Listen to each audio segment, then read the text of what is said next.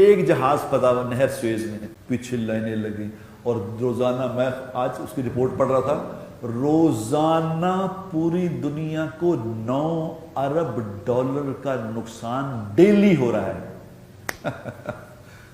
لا الہ، اللہ نقصان کرنے پہ آئے تو اللہ کے پاس نقصان بھیجنے کے بے حد و حساب خزانے ہیں۔ یہ جو نہر سویز ہے نا، پتہ کیا ہے یہ 2 سمندر آپس میں ملائے ہوئے ہیں، اگر راستہ لمبا جو تھا وہ چھوٹا ہو گیا ہے، اور یہ جو راستہ بنایا گیا نا نہر سویز، سب سے پہلے عمر رضی اللہ تعالیٰ عنہ نے بنایا تھا۔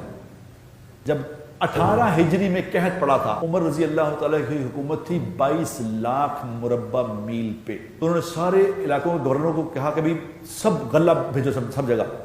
بعض ملک اتنی دور سے غلہ خشکی کے راستے پہنچتا نہیں تھا۔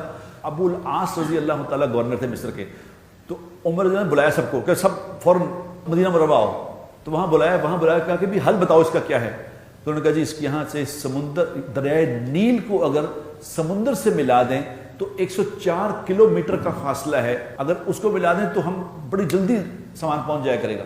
جو دریائے نیل سے وہاں سمندر تک جانے کا جو یہ راستہ، جو نہر بنائی گئی وہ کتنی بڑی تھی، جس میں بحری جہاز چلتے تھے، جیسے آج نہر سویز ہے، کتنی دیر میں بنائی تھی پتہ؟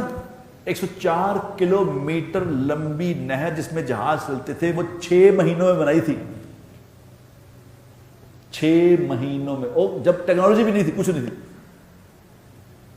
اب اتنا ٹیکنالوجی کا زمانہ ہے یہ آج کل، تو کیا ہو رہا ہے؟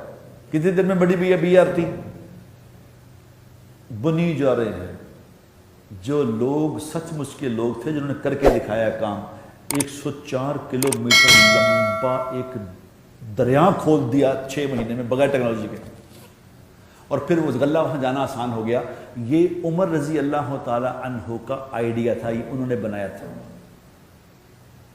لیکن چونکہ اسلام مسلمان تو نیچے ہوتے نیچے چلے گئے نا، اس لیے مسلمانوں کی تو ٹیکنالوجی کوئی مانتا ہی نہیں، ہم نیچے چلے گئے۔ مسلمان ہے جو دنیا کے مسائل حل کرنے کے لیے آیا تھا، لیکن مسلمان تو ہو